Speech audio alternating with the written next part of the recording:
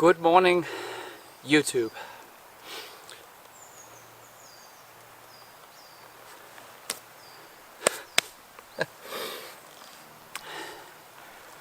It's been a hot minute, but if you know me and you know this channel and you know what kind of content I try to create. It's been a crazy summer, you guys, but let's head on into camp and I'll tell you a bit more about it.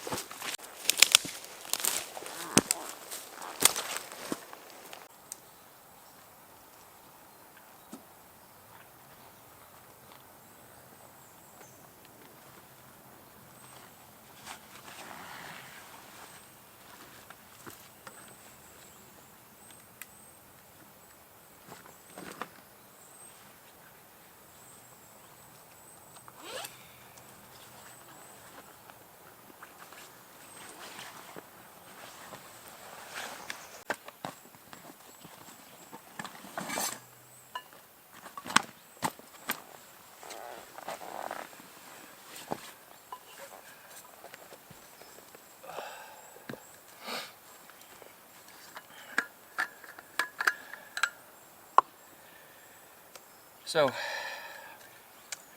because of not knowing what to expect today, and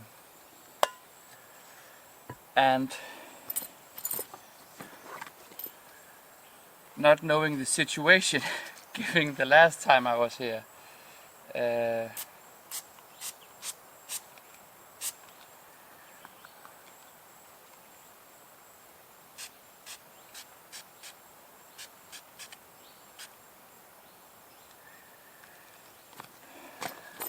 I thought I wanted to make something absolutely sure.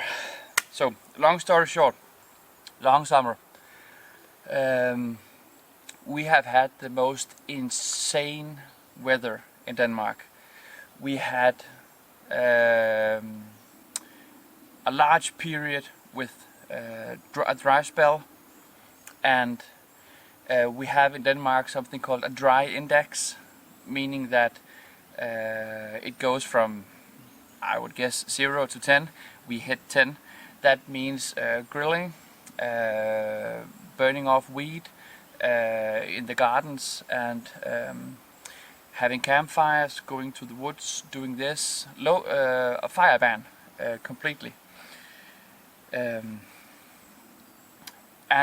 when it twisted and when it turned, we had like monsoon rain for like very short, heavy periods of time. Basements flooded. I went with my family to during the holidays to a swimming gymnasium, a place where you go to swim publicly, big place. They had 40 centimeters of water in the basement in 30 minutes. Everything flooded, cars flooded in the parking lot. People ran out in their bathing suits, rescuing their cars from the parking lot. It has been crazy. So my hiatus was due to family time, summer holiday, traveling, work. My big boy had his confirmation. Life, man. Life just happens. So, and the reason for all the bug spray was last time I was here, 14 days ago. The weather was thick, moist, humid, warm, 22-24 degrees Celsius.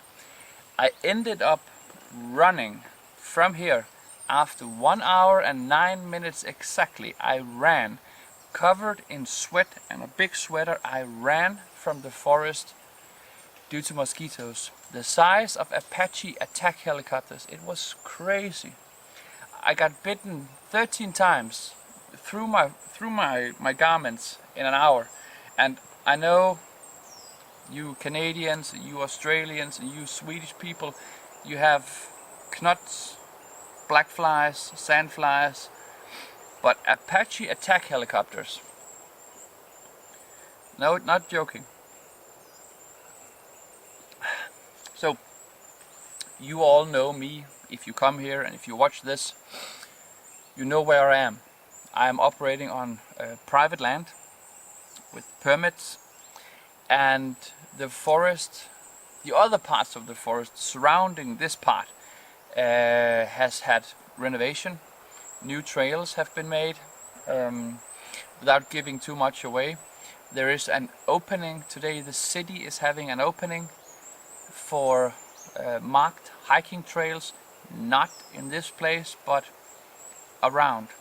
The arrangement is from 10 to 12, something with pancakes and coffee, but I have no idea where this is happening. That way, along that way, is a place where scouts come together. I hope it's not there, because then we might get disturbed. So if this video is cut short or cut in half, I will shoot the second part next Thursday or next whenever I'm here.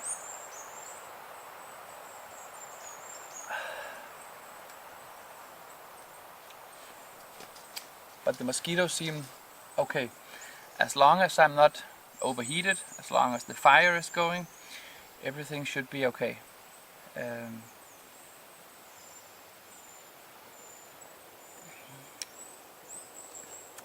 I had a new cup, but lots of stuff. But if you go on a hiatus, if you go take a break, and you don't do anything to renew yourself, I don't. I'm a hobby campist. I'm a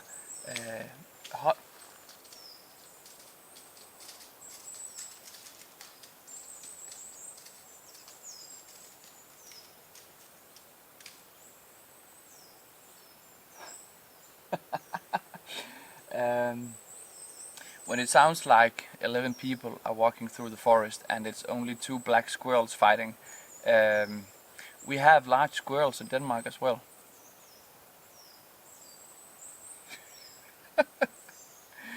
I'll catch up with you in a minute. So, if you go on a hiatus, if you go take a break, you're supposed to come back stronger, you're supposed to come back rejuvenated, you're supposed to come back a new content creator. I'm not. I have no ambitions of this growing into something money making, something industrial, something planned. This is my hobby. I do this as fun, enjoyment. I like playing with the technology. I like access, and I like talking about them, showing them, using them, and this is what I do. Some things might change over the fall and the winter, but we don't know yet. Different kind of setups, different kind of trips, if possible, but let's see. But very much of me talking and very little of me actually doing what I came here to do today.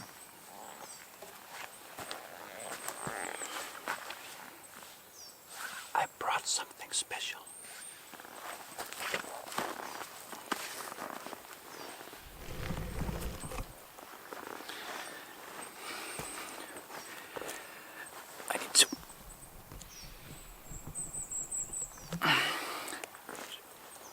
I brought something special.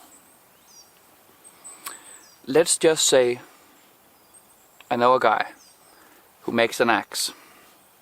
His own style, his own pattern, his own name. He allowed me, not with exact measurements, but with photo reconstruction, to try and make one in Europe. I did. It's finished. It came here. It blew my mind.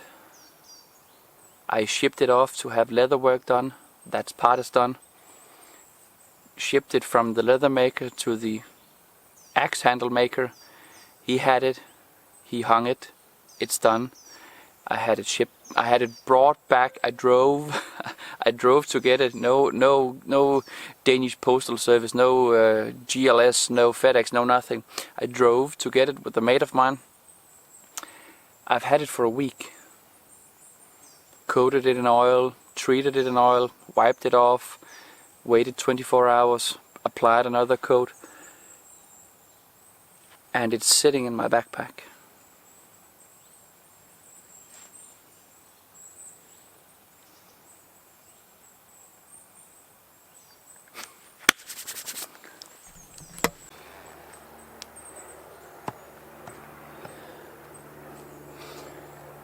So, you might be thinking,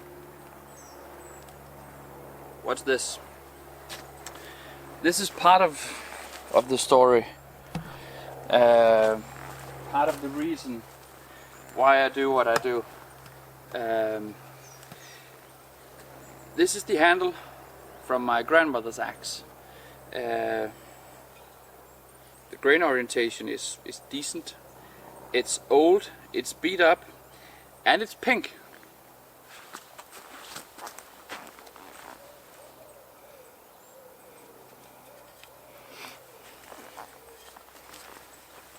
My grandmother passed away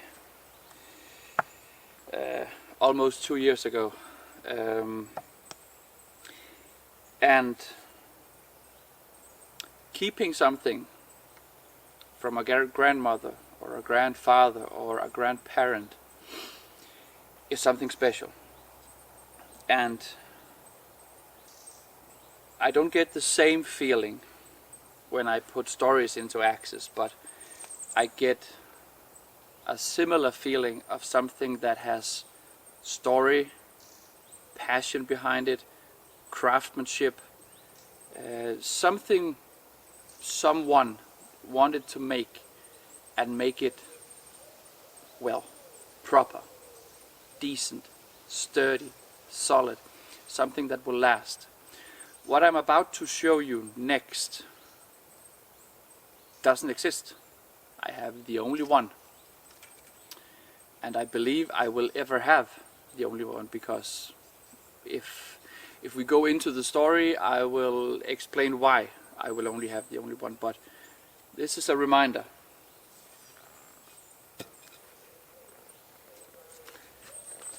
And so is this.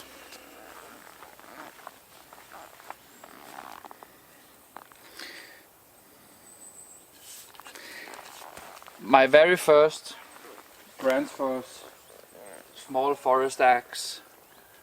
My hands know this. Not like a lumberjack, but I have used this 50 times, 100 times, many times.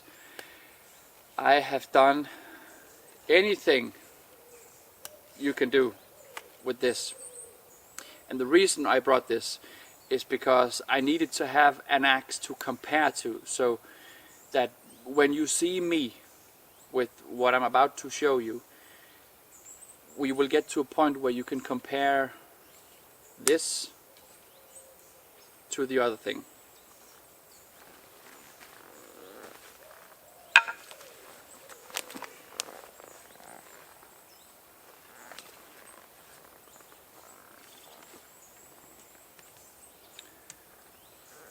This is it. 60 centimeters, 1,600 grams, so 3.2 pounds of razor sharp steel. I'll get back to this. I'll just put this away so I don't cut it open.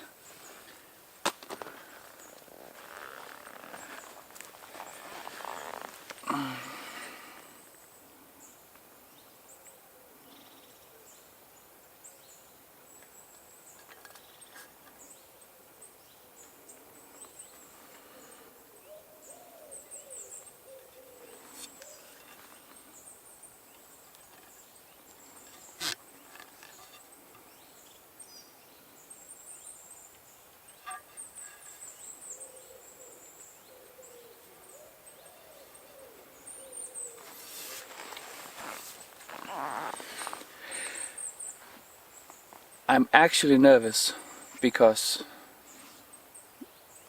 this hasn't touched wood yet. It's a different size axe head for me, it's a different handle shape, it's a bit more thin, a bit more whippy. And if I seem cautious at first, it's because I really don't want to hurt myself today with this. I really don't.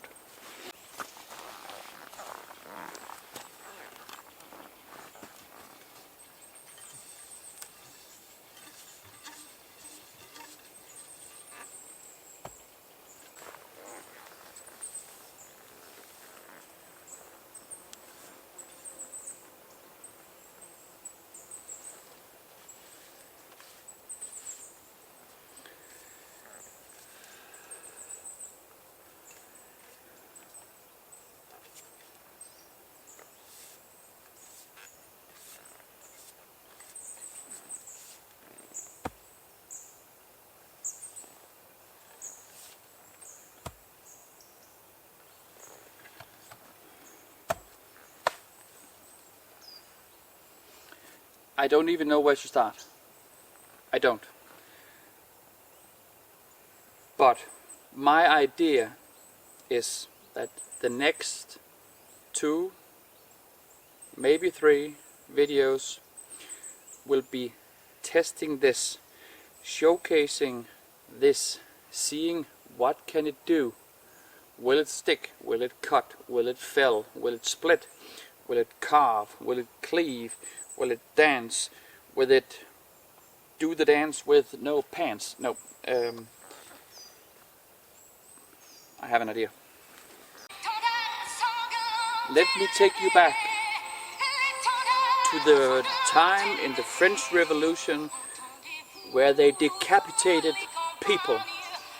An axe sharpness test made with testosterone, power, muscles, and a bit of stupidity.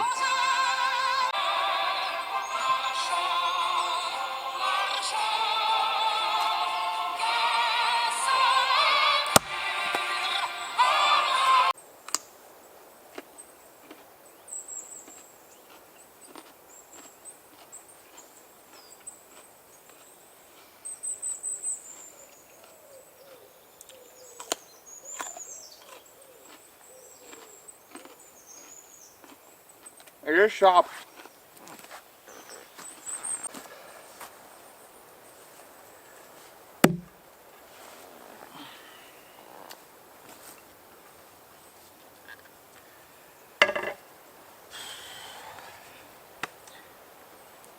There's no scientific part for this.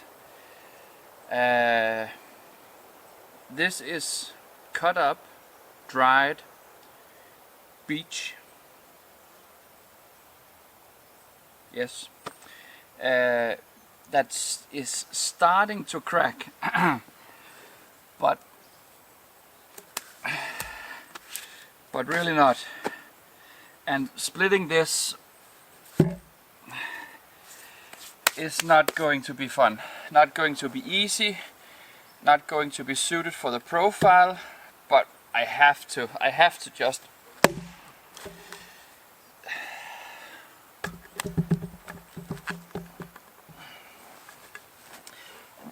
this is the part where I'm a bit cautious because I might get injured, because I have to remove this from the stump, and whilst doing that I need to lever it out, and keeping my hands with an unexpected blade shape.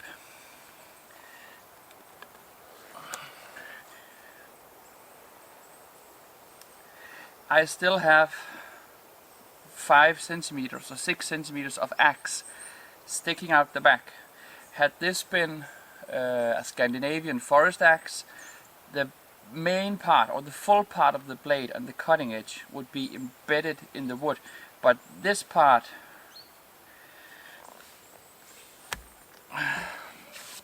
is a bit dangerous. So I'm using caution and levering the axe out.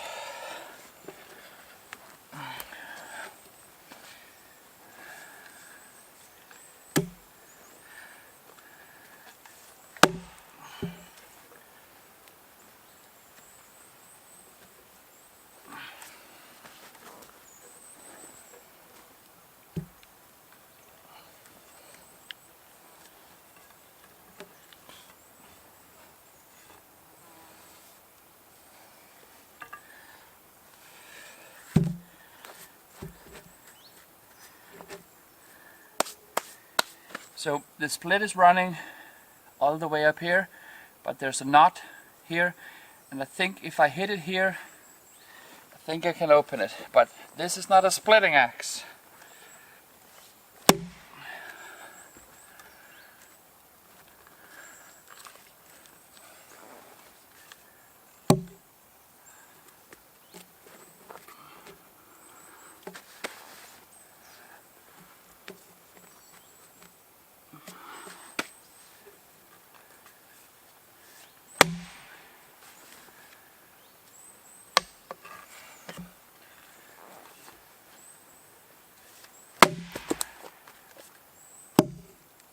That is what it's made for.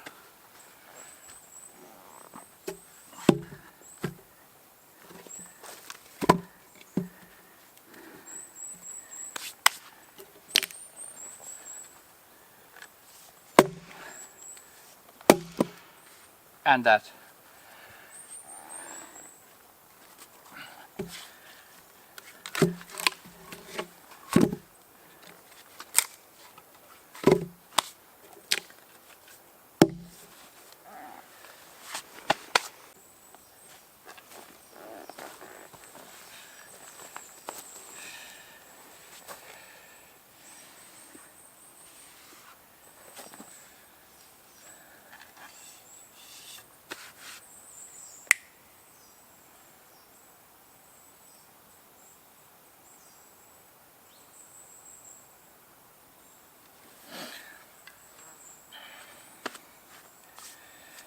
So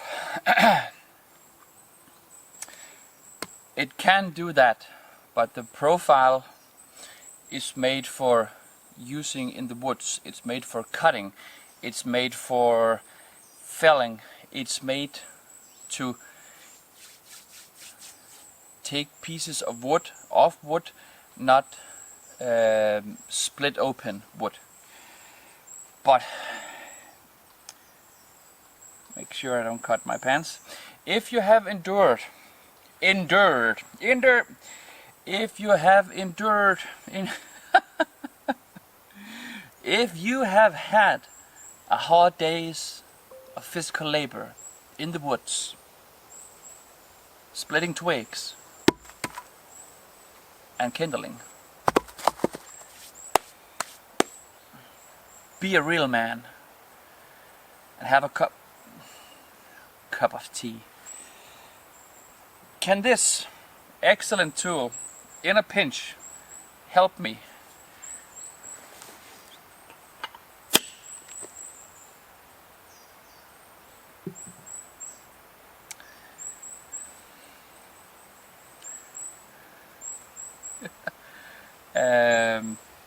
That didn't went well.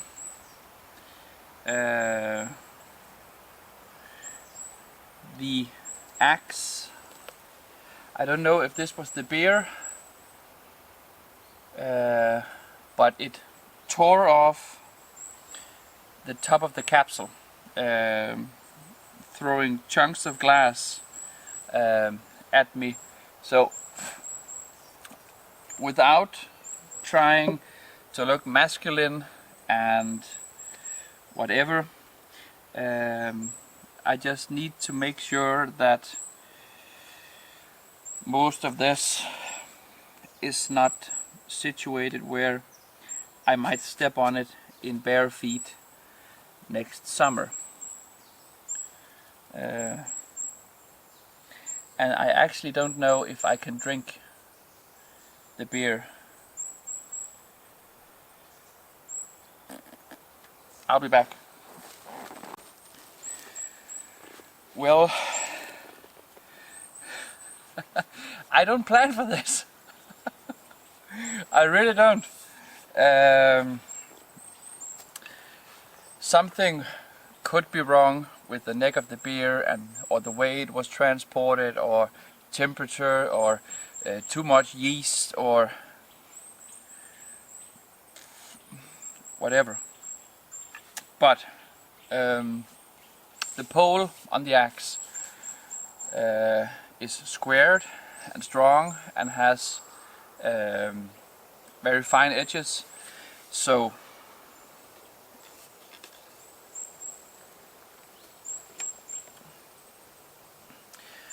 opening a beer bottle,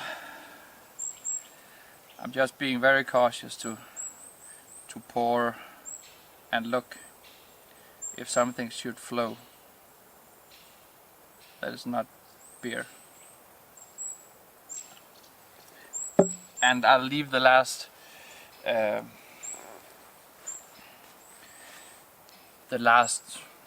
quarter, or the last third of it, and pour it out here, so in the fireplace, so no one gets injured by glass, if there should be a small piece in it. But yeah.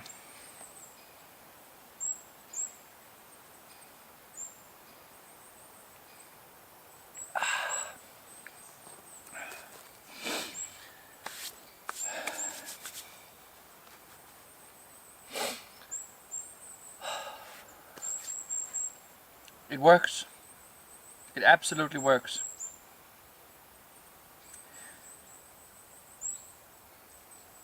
So we learned that it could survive the French Revolution, decapitate Mr. Carrot, and split open the most nasty piece of firewood I have ever collected out here.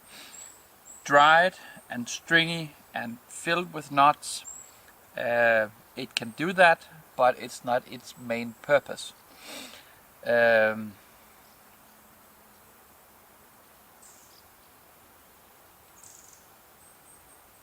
It's not the main purpose. But let's have a look at it.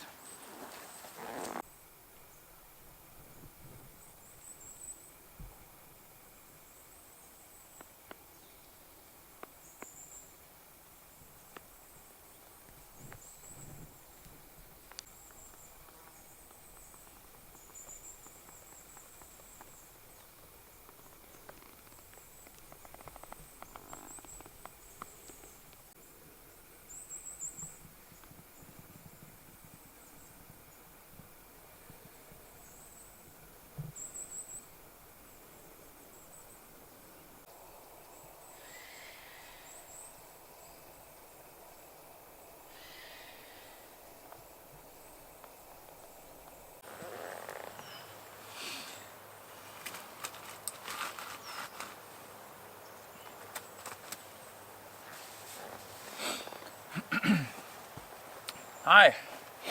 So I put you on hold for a bit, and the reason why I did that was because I found out that I have had company here. My coffee stand was broken off,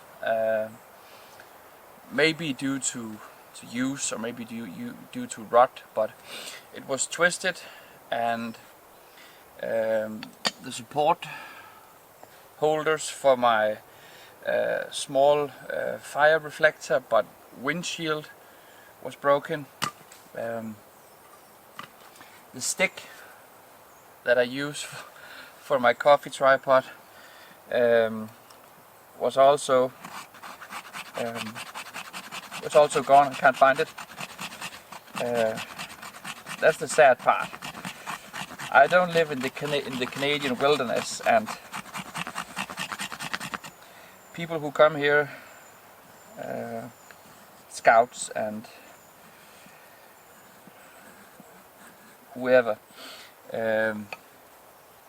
they don't know, and they don't feel the same as I do. So Well, I'm building a new coffee tripod at some point, but I figured due to the mosquitoes that I would get the fire going.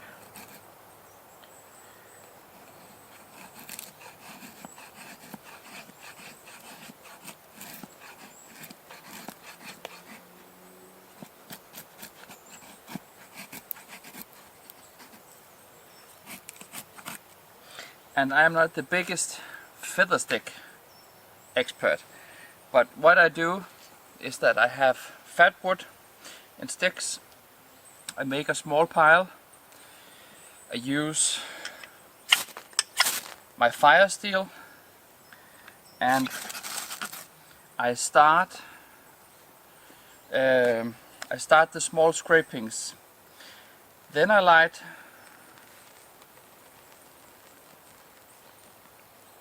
this if I can. Place it here and I put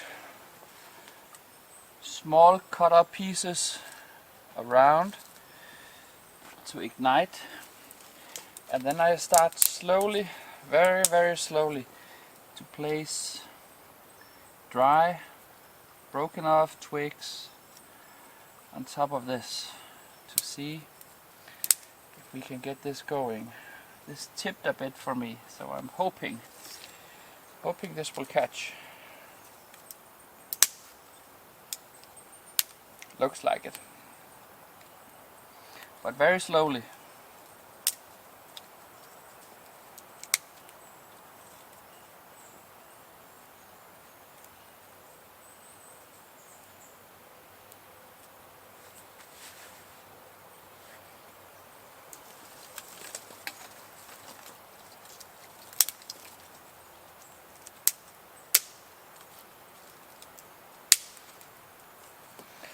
Looks like I got it, so I can add a few more.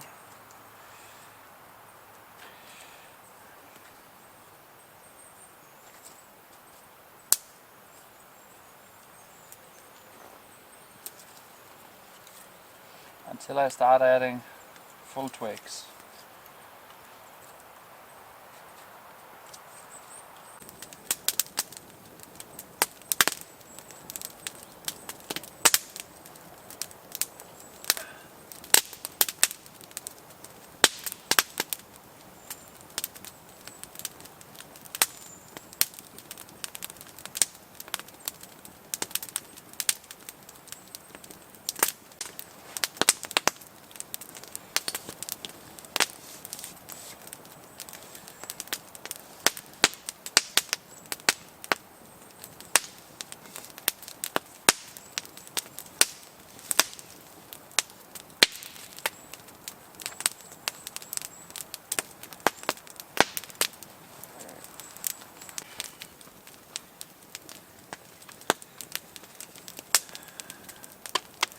So I was waiting for the fire to die down a bit. I started the campfire today with spruce, and it's always throwing sparks and lots of stuff. But I figured 2 minutes, maybe 5, to tell you the idea behind this. My friend Glenn, on Instagram, he's called Howling Wind Axe and Tools. Everybody I mention will have a link in the description below.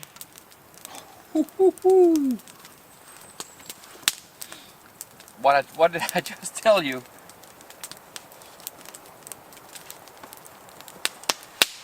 That almost burned something that is not supposed to be burned. But Glenn from Howling Wind Axe and Tool in the US, he does axe restorations and he does hand forged axes. He doesn't do the primary forging part. He does the modifications to the finished forged axe, and then he grinds and forms and shapes and sharpens and hangs an axe called the Revenant. The Revenant, the word has a meaning. I'll also see if I can fit that in the link in the description below. But Glenn, he does these axes, and having Glenn do one in a short amount of time, hang one, or perhaps hang one, ship one, have it shipped to Denmark, do with everything going on right now, could prove to be difficult. So I agreed, well, Glenn agreed with me, that I were allowed to borrow, not with specific measurements, but with photos, head shape, and try and make one in Europe. Glenn suggested one of the most skilled blacksmiths that we know. He's called Marcius, or he runs ML Forge in Latvia. And I reached out to Marcius and I asked him this and that, showed him this and that back in May, and 2 days went by and I got a photo of a big slab of iron on an anvil. He drew on it with a black eraser or a black marker, and this was born. Marcius worked on it on and off when he had time. This was a pet peeve project of his and of mine. And when he had time, he did a few steps. I got a photo or two during the process. We adjusted if he did something and I had another idea, but we didn't do anything to direct copy. We did something to inspire by. We did some pressing and some slimming of parts of the head, like Glenn does on the Revenant, and it worked out really well. The cutting edge on this, I believe, is longer. I believe the shape is different. When I say believe, I don't know, because I don't own one yet. That one is for a video in the future. But I agreed with Glenn to do this, and I agreed with Marcius to do this. The axe finished, and Marcius sent me a photo of the axe in his hand, and I was very pleased. He shipped the axe head, and it came here, and it was even bigger than I imagined. It was even bigger. So the summer holiday was upon us in Denmark, and I had the axe head here. I called one of my best friends in the outdoor industry, a guy called Jimmy. He runs J. Olesen Leatherworks in Denmark. He is a woodworker, he's a carver, he's a fisherman, he is a treasure hunter on the woods. He hunts for fossils and amber, and he is a father just like me. So I I wrote Jimmy, and I called him and showed him. I said, can we do this? And he said yes, and weaved me in between the timetables, and we had it done. We chose a design for the axe mask that would be, the axe head should be inserted on the top, and there should be a top strap. But Jimmy had the idea, we did one of these before, but he had the idea to let me see if I can do this. He had the idea, I'm going to show you.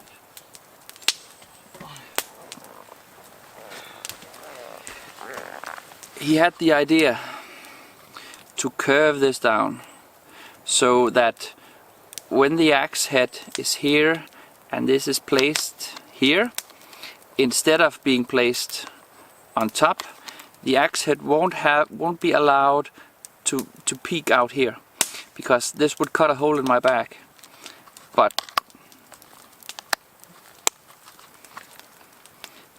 double layer,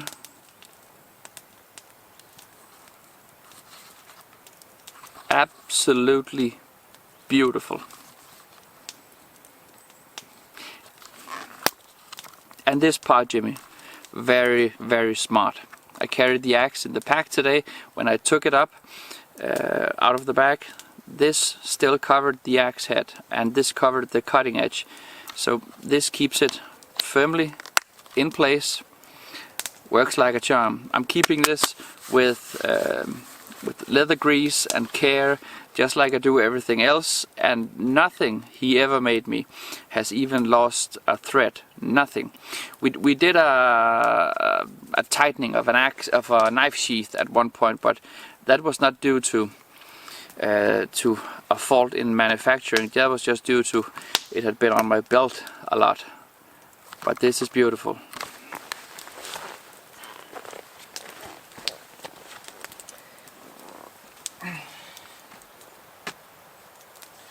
So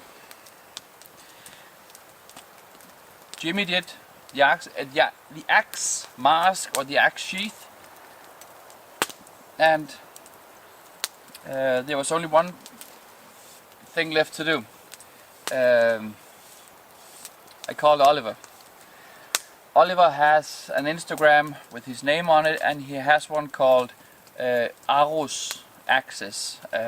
He doesn't use that as much as he uses his own one, but Oliver is one of the most skilled axe handle makers in Denmark, to be completely honest. He is very skilled, he's very understanding, he has worked on his technique and perfected it over years, and he's very, very skilled, and just as skilled, he's just as kind. So this came to life. Straight grained ash with walnut inlay, a beautiful palm swell, fits the hand beautiful, slim and whippy handle, walnut wedge or some kind of, oh, I don't remember, Oliver, sorry, but a big wedge. It's in there, it's tight, it's not moving. I oiled it up for 3 or 4 days, and I'm going to continue until it doesn't absorb anymore.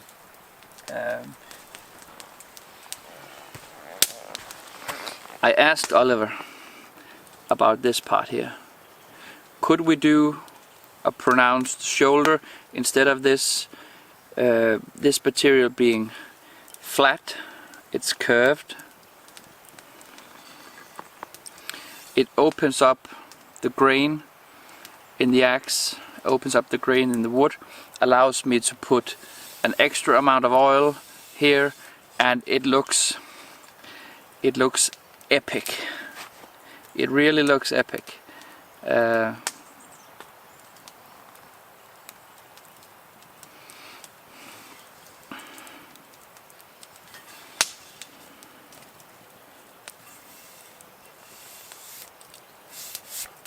It just has a natural stop.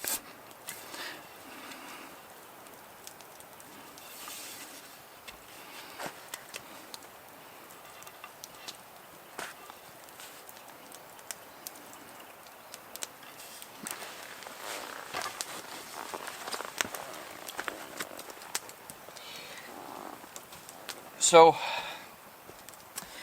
today was taking you here, saying hello to you, saying how was your summer, hope you had a nice one, hope you spent time with friends and family. And today was saying hello to this. I spoke to Glenn and we're going to give it a name. I think we actually came up with something, but I didn't bring the name here today. I will. I will, trust me.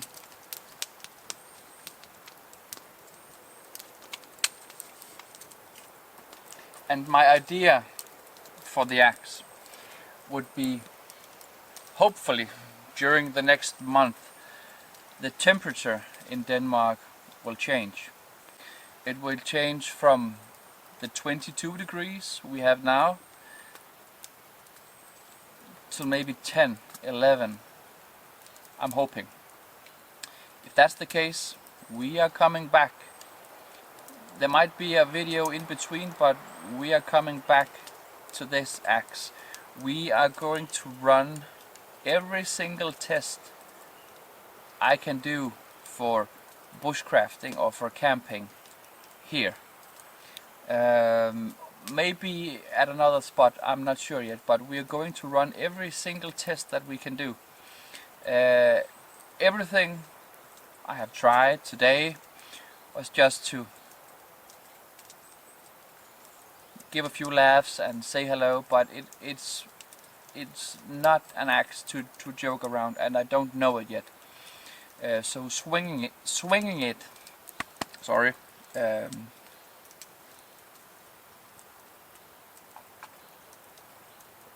So swinging it, I can't say that. So for me to swing it, it's a new experience. It doesn't fly in the air like a normal axe. The head of the weight is different and the impact is different, but the handle is beautiful and it absorbs everything. I don't feel anything when I throw it around. But I'm going to be cautious. Marcius at Emerald Forge makes amazing steel, amazing edge retention. He does the Lamaka axes as well. And this is not an axe to be joking with. It's something I need to take serious, something I need to be careful when using, because I don't know it. The balance and the weight is completely different. Not wrong, but different.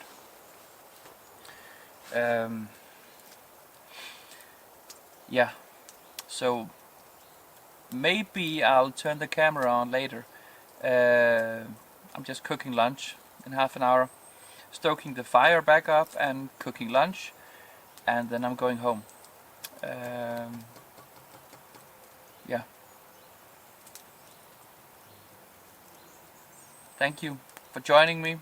Maybe I'll see you later, and if not, I'll see you in the next one. I know I forgot a thing.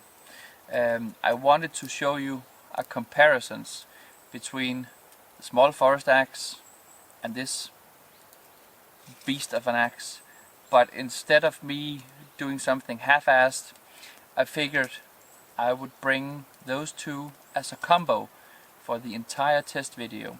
So putting them head to head, not that they are supposed to compete with each other, but because they can't.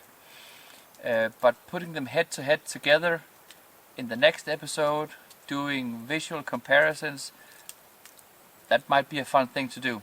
So see you on the next one.